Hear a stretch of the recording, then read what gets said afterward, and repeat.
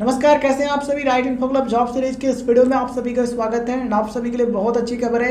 अगर आपने BSc nursing का कोर्स किया हुआ है या फिर पोस्ट बेसिक बीएससी नर्सिंग या फिर आपने 3 साल का जीएनएम का डिप्लोमा किया है तो वीडियो के अंत तक बने रहिए। बहुत अच्छी खबर है आप सभी के लिए। स्टाफ नर्स भर्ती का जो विज्ञापन है जारी हो चुका है और ये जो भर्ती है ये गवर्नमेंट हॉस्पिटल की है। आपको गवर्नमेंट जॉब मिलने वाली है।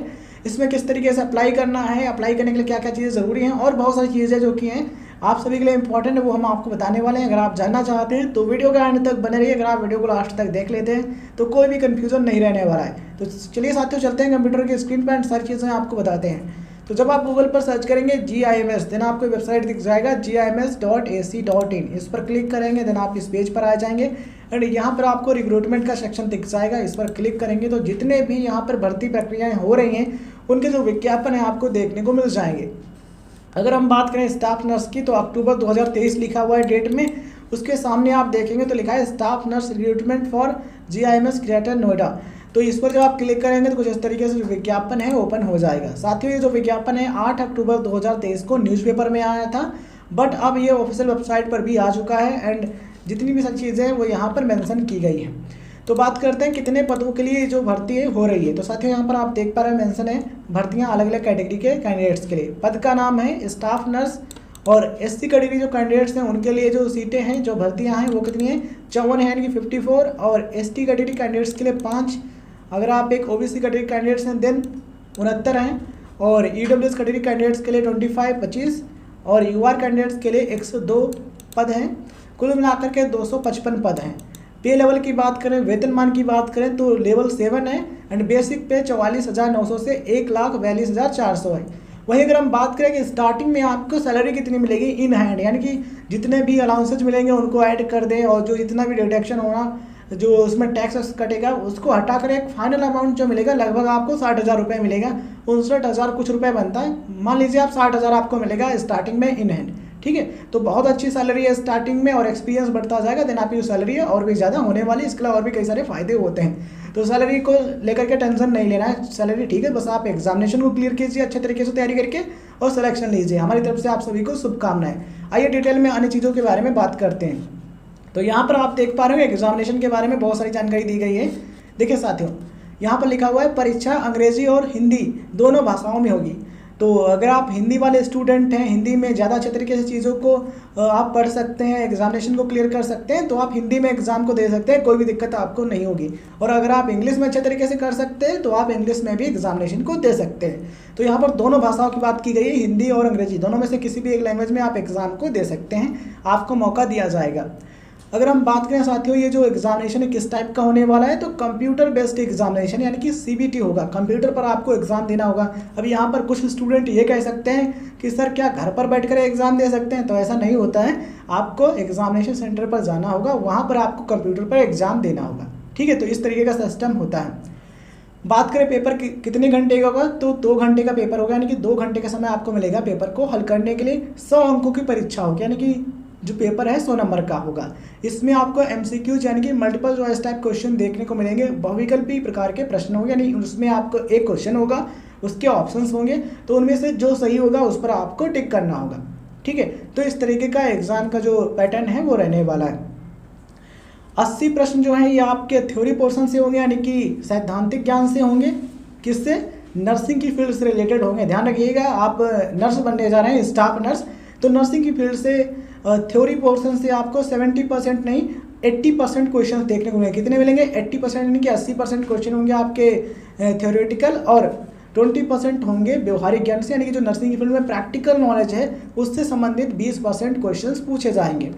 इनमें से जो 10% क्वेश्चन होंगे किसमें, जो 20% है उनमें से 10% कोविड से संबंधित यानी कोरोना जो था उस फील्ड से या फिर उस समय जो चीज़ें थी उनसे संबंधित क्वेश्चंस आपको देखने को मिलेंगे इस एग्जामिनेशन में। और रहेंगे आपके नर्सिंग के जो सब्जेक्ट होंगे, नर्सिंग की जो फील्ड है उससे संबंधित क्वेश्चन होंगे। सिलेबस जो है वो भी इस ये जो विज्ञापन है इसमें अटैच किया हुआ है, आप देख सकते हैं डिटेल में।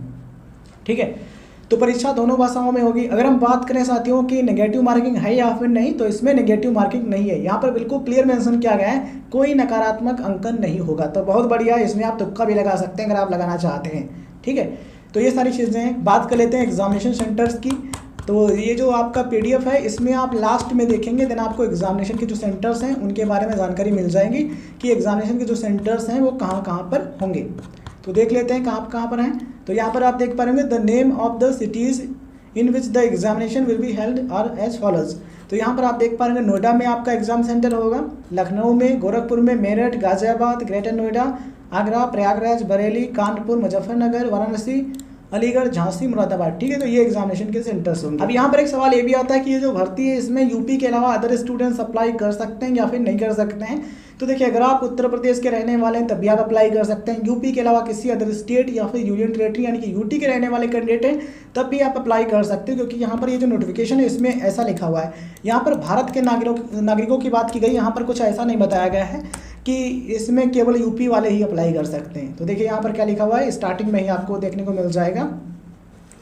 सो साथियों यहाँ पर आप देख पा रहे हैं लिखा है, देखें ये कंप्यूटर आधारित परीक्षा 2023 के अंतर्गत स्टाफ नर्स पद हेतु ऑनलाइन कंप्यूटर बेस्ड टेस्ट यानी कि CBT के माध्यम से चयन हेतु भारत के नागरिकों से ऑनलाइन आवेदन आमंत्रित किए जाते हैं। तो यहाँ पर कहने का मतलब ये है कि आप इंडिया के किसी भी स्टेट या फिर यूनियन टेरेटरी यानी कि यूटी के रहने वाले कैंडिडेट हैं, आप अप्लाई कर सकते हैं। बट रिजर्वेशन यानी कि जो आरक्षण का लाभ है वो किसको मिलेगा, जो उत्तर प्रदेश के मूल निवासी यानी कि यहाँ के डोमिसाइल कैंडिडेट हैं। अदर स्टेट कैंडिडेट्स हैं, आप अप्लाई कर सकते हैं। एग्जाम में अगर आप अच्छे नंबर लाते हैं देन डेफिनेटली आप जॉब पा सकते हैं, स्टाफ नर्स के पद पर सेलेक्ट हो सकते हैं। अब बात करते हैं अन्य चीज़ों के बारे में। तो साथियों यहाँ पर आप देख पा रहे होंगे ये जो भर्ती है उसके बारे में और भी डिटेल में जानकारी दी गई, आप चाहें तो पढ़। यहाँ पर एक चीज़ और बताई गई है कि विज्ञापन में जो 255 यानी कि 255 जो पद हैं, जो 255 पोस्ट हैं स्टाफ नर्स के, ये घट भी सकते हैं बढ़ भी सकते हैं। बिकॉज यहाँ पर ये मेंशन है विज्ञापित किए गए पदों की संख्या घट बढ़ सकती है। तो अधिकतर चांसेज हैं कि इतने ही पद रहें या फिर बढ़ जाएं, घटने के चांस बहुत कम है। बट यहाँ पर लिखा है वो चीज़ें हम आपको बता रहे हैं। ठीक है, चलिए बात कर लेते हैं एज लिमिट की। तो एज लिमिट है 21 से 40 वर्ष। डिटेल में समझते हैं। यहाँ पर आप देख पा रहे मेंशन है उक्त पद पर भर्ती हेतु तो आयु गणना की निर्णायक तिथि 1 जुलाई 2023 है। यानी कि आपकी जो एज है वो 1 जुलाई 2023 से कंसीडर की जाएगी। मतलब कि जो 1 जुलाई 2023 डेट है, इस डेट से आपको देखना है कि आपकी एज कितनी हो रही है। अगर आपकी एज 1 जुलाई 2023 तक कम से कम 21 वर्ष हो रही है देन आप इसमें अप्लाई कर सकते हैं। और 1 जुलाई 2023 तक अगर आपकी जो एज है वो 40 वर्ष से ज़्यादा नहीं हो रही है देन आप डेफिनेटली अप्लाई कर सकते हैं। बट इससे ज़्यादा हो रही है देन आप इसके लिए एलिजिबल नहीं है, ऐसा यहाँ पर लिखा है। देखिए, इस प्रकार 1 जुलाई 2023 को अभ्यर्थी ने 21 वर्ष की आयु प्राप्त कर ली हो और 40 वर्ष से अधिक आयु प्राप्त ना की हो, मतलब कि 40 ईयर से ज़्यादा की आज एज आपकी नहीं होनी चाहिए। मतलब कि 40 वर्ष से ज़्यादा एज आपकी नहीं होनी चाहिए 1 जुलाई 2023 तक, और कम से कम 21 वर्ष होनी चाहिए, 21 से कम नहीं होनी चाहिए। तो ये एज लिमिट के बारे में हमने आपको बताया। और यहाँ पर रिजर्वेशन के बारे में भी जानकारी दी गई, आप पढ़ सकते हैं। अब बात कर लेते हैं साथियों क्वालिफिकेशन के बारे में कि एक्सपीरियंस होना चाहिए या फिर नहीं, किसके लिए एक्सपीरियंस जरूरी है किसके लिए नहीं। तो यहाँ पर आप देख पा रहे हैं विज्ञापन संख्या में, ये विज्ञापन संख्या है, और यहाँ पर आप देख पा रहे हैं स्टाफ नर्स, और यहाँ पर आप देख पा रहे हैं आवश्यक शैक्षिक अर्हता यानी कि इसमें अप्लाई करने के लिए मिनिमम क्वालिफिकेशन क्या होनी चाहिए, एजुकेशनल क्वालिफिकेशन क्या चाहिए।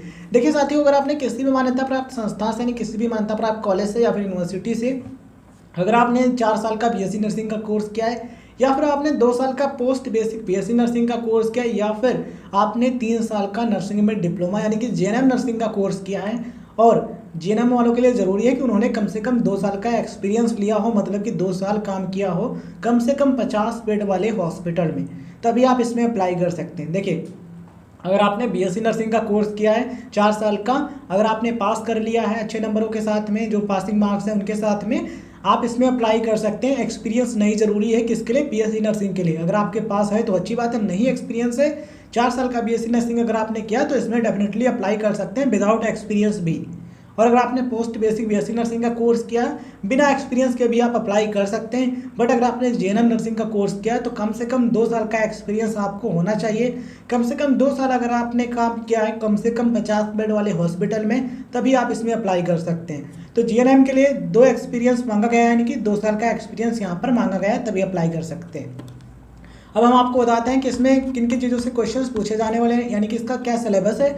तो ये जो विज्ञापन है इसके लास्ट में आपको बिल्कुल देखने को मिल जाएगा सिलेबस, ठीक है। तो यहाँ पर आप देख पा रहे होंगे ये टॉपिक मेंशन किए गए हैं। बेसिक साइंसेज से क्वेश्चंस पूछे जाएंगे। इसमें कौन कौन से टॉपिक से क्वेश्चन पूछे जाएंगे तो यहाँ पर आप देख पा रहे हो डिटेल में मेंशन किया गया है। न्यूट्रिशन एंड डायटेटिक्स से क्वेश्चन पूछे जाएंगे इन सभी टॉपिक से। इसके अलावा साइकोलॉजी, मेंटल हेल्थ है, साइकियाट्रिक्स नर्सिंग से क्वेश्चन पूछे जाएंगे। फंडामेंटल नर्सिंग से क्वेश्चंस पूछे जाएंगे। इसके अलावा कम्युनिटी हेल्थ नर्सिंग से भी यहाँ पर क्वेश्चंस आपको देखने को मिलेंगे। मेडिकल एंड सर्जिकल नर्सिंग इससे क्वेश्चंस मिलेंगे। पीडियाट्रिक नर्सिंग से भी क्वेश्चंस देखने को मिलेंगे। इसके अलावा ऑब्स्टेट्रिकल नर्सिंग से क्वेश्चंस देखने को मिलेंगे। Principles of administration and supervision education and trades in nursing. इसके अलावा nursing management for patients with कोविड-19 infection includes core areas which are enumerated below. ये सारी टॉपिक्स हैं, इनसे भी क्वेश्चंस आपको देखने को मिलेंगे। Practical application related to above mention syllabus. देखिए यहाँ पर ये कहा गया कि ये जितना भी थ्योरी वाला है वो इन सभी विषयों से, ये जो जितने भी टॉपिक्स आपको बताए गए हैं, जितने भी सब्जेक्ट यहाँ पर आप बताए गए हैं, इनसे क्वेश्चंस पूछे जाएंगे। यही जो आपके सब्जेक्ट है इनसे जो संबंधित जो प्रैक्टिकल नॉलेज है उससे भी क्वेश्चंस पूछे जाएंगे एग्जामिनेशन में। इस चीज़ का आप ध्यान रखें, ठीक है। तो ये सारी चीज़ें हैं। अब बात कर लेते हैं कि एप्लीकेशन फॉर्म कहाँ पर अप्लाई करना होगा। तो देखिए ये जो ऑफिशियल वेबसाइट है government institute of medical sciences Uttar Pradesh की, यहाँ पर आपको अप्लाई ऑनलाइन का एक ऑप्शन मिल जाएगा। इस पर क्लिक करेंगे तो कुछ इस तरीके का ये जो your connection is not private करके प्रॉब्लम है ये आ सकता है। आपको परेशान नहीं होना है बिकॉज ये थोड़ी देर का प्रॉब्लम है। हो सकता है इनका जो ये सिस्टम है ये थोड़ा अपडेट हो रहा है जिसकी वजह से ऐसा आ रहा है, प्राइवेसी का एरर, ठीक है। बट यहाँ पर आप देख पा रहे हो कई सारे ऑप्शन है ऑनलाइन अप्लाई फॉर फैकल्टी करके। बट यहाँ पर जब स्टाफ नर्स के लिए अप्लाई करने का लिंक आ जाएगा देन आप इस पर क्लिक करेंगे, देन आपको फॉर्म भरने का ऑप्शन मिल जाएगा। बट यहाँ पर अभी फॉर्म भरने का ऑप्शन नहीं आ रहा है, तो परेशान नहीं होना है। आपको लेटेस्ट अपडेट के लिए ये जो वेबसाइट है इसको विजिट करते रहना है। इसके अलावा ये जो एप्लीकेशन वाला ऑप्शन है अप्लाई ऑनलाइन वाला, इस पर आप क्लिक करके देख लीजिएगा। जब यहाँ पर अप्लाई ऑनलाइन करने का ऑप्शन मिल जाए स्टाफ नर्स के लिए तो आप क्लिक करके फॉर्म भर सकते हैं, ठीक है। लास्ट डेट है 7 नवंबर 2023। ये आप देख पा रहे होंगे न्यूज़पेपर में जो विज्ञापन छपा था उसमें लिखा था 7 नवंबर 2023। बट ये जो विज्ञापन अभी हमने आपको दिखाया इसमें लास्ट डेट की बात नहीं की गई, कहीं पर भी मेंशन नहीं है। बट न्यूज़पेपर में जो मेंशन था 7 नवंबर 2023 ये लास्ट डेट है। और जब यहाँ पर अप्लाई करने का लिंक आ जाएगा तो क्लिक कीजिएगा, फॉर्म भरिएगा, ठीक है। और एग्जामिनेशन जो है वो आपने जो अभी तक पढ़ा उससे ही उसमें आपको क्वेश्चन देखने को मिलेंगे। आपने जो नर्सिंग में सब्जेक्ट पढ़े हैं उनसे क्वेश्चंस देखने को मिलेंगे। उसमें से जो प्रैक्टिकल चीज़ें हैं जो प्रैक्टिकल आपको कराए जाते हैं उससे भी क्वेश्चन देखने को मिलेंगे। अगर आपको प्रैक्टिकल नॉलेज है चीज़ों को अगर आप अच्छे तरीके से समझ के एग्जामिनेशन को देंगे तो उम्मीद है आप इसमें सेलेक्ट जरूर होंगे। हमारी तरफ से राइट इन्फो क्लब की तरफ से आप सभी को बहुत बहुत शुभकामनाएं। ये वीडियो जानकारी आपको पसंद आई तो इस वीडियो को लाइक करें, उन दोस्तों के साथ आप ज़रूर शेयर कर दीजिएगा जो कि नर्सिंग कर चुके हैं, जिन्हें का डिप्लोमा कर चुके हैं या फिर बीएससी नर्सिंग कर चुके हैं और वे स्टाफ नर्स के पद पर सेलेक्ट होना चाहते हैं तो उन तक भी ये वीडियो आप ज़रूर शेयर कीजिएगा। और हम मिलते हैं किसी नए वीडियो में आपके लिए नई भर्ती के साथ। आप राइट इन्फो क्लब चैनल पर आपको करियर कोर्स एग्जामिनेशन और जॉब से संबंधित भी अपडेट मिला करेंगे।